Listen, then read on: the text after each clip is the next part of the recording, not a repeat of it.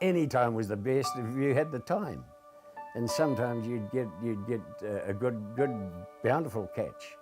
Another time it'd be meagre, you know. Yeah, it's daytime or nighttime. Eels come out at nighttime to feed. And they usually come out in moonless nights. Yeah, full moon you don't go because the moonlight makes the meat go funny.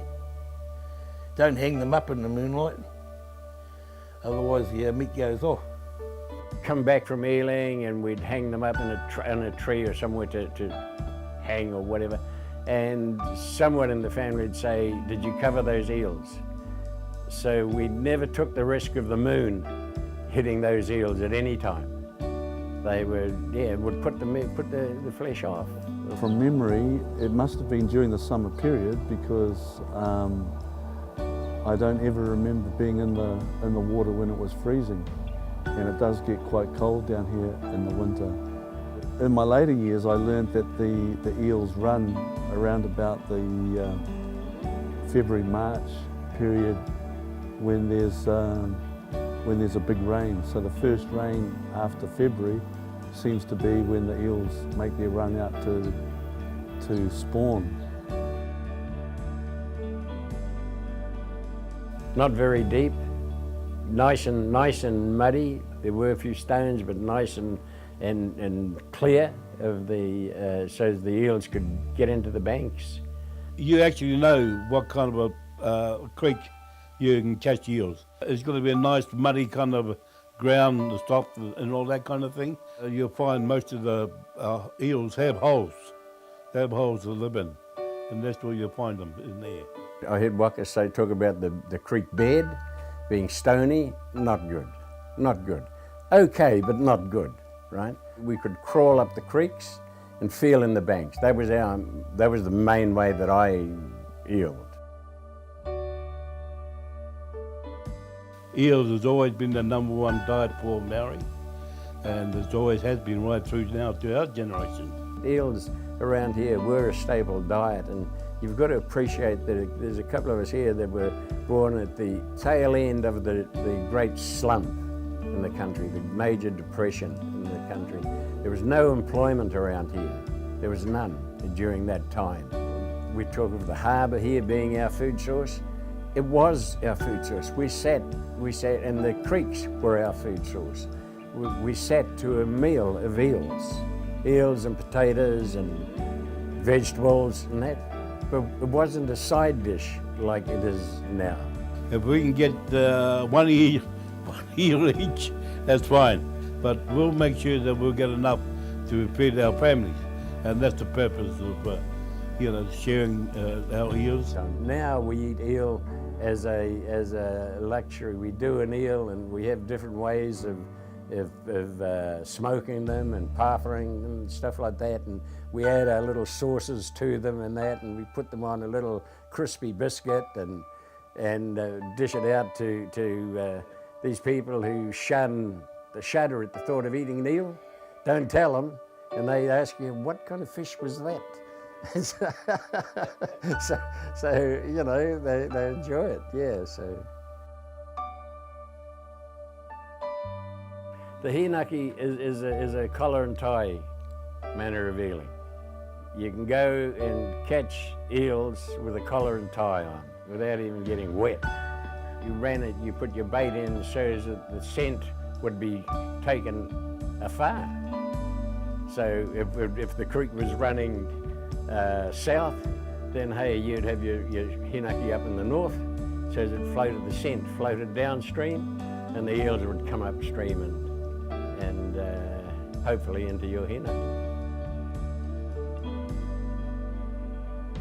I don't know whether this is traditional or not, but we used to call it bobbing. We could get a worm that it would stretch 18 inches long, you know, and quite thick as one's finger. This is the old lady style of catching them. Thread it through the worm, put it in and just pull your eels out. It's very strong, very durable. The reason behind the twine is you got a nice bait around the twine, put it in, the eel bites it and the teeth get caught in this. One worm was no good. You had to get a cluster so that the muka could work properly. They couldn't just open their mouth. They'd be trying to spin and what have you. And so you needed a cluster like a bunch of grapes. The Rene whānau down D'Urville Island, they got a lake down there, Oti. The dog's got 2 pigs on the way down to the lake. This is from the road at the top of the ridge. He cut the liver out, wrapped the liver in some muka like that. He goes, "Here, throw it out." And he goes, "It never hurt the water," and he pulled out the biggest eel he's ever seen. So he put this on a fence post by the lake, and it's still there today. Bobbing and the hinaki were the best eeling for the pāwhara eel. There was no damage to the skin, and so there were no flies that were going to get in and damage while you're at the drying process and all that, you know.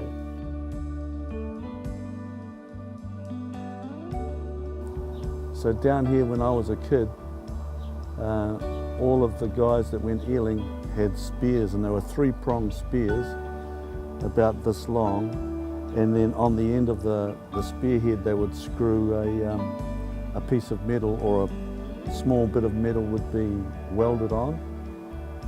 And so that's, from my memory, that was how the eeling was done down here, with spears.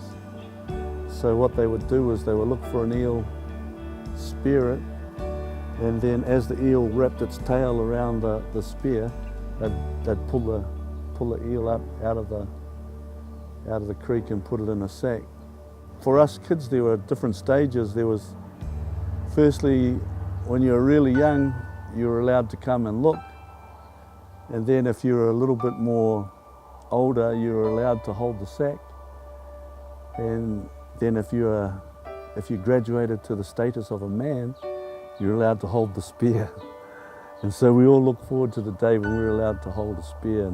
But I never ever saw any of them put their hand in the holes like how Koroua and his brothers did.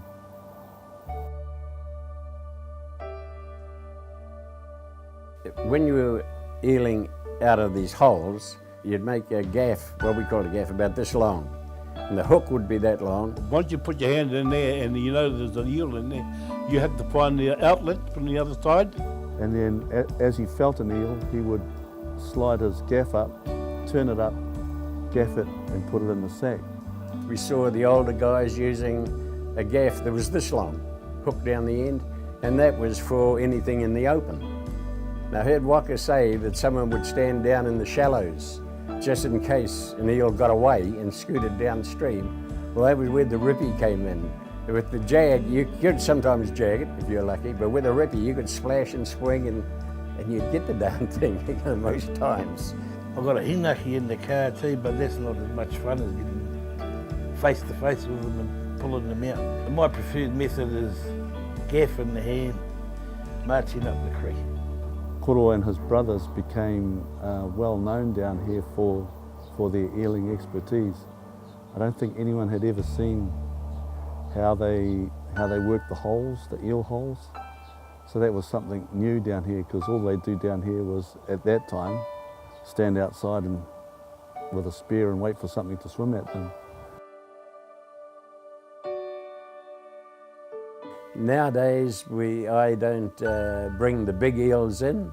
I've been told to leave them to chase, they chase the young ones out to sea to spawn and what have you. So where I thought I was a big hero bringing a big eel home, dragging it behind my horse, I've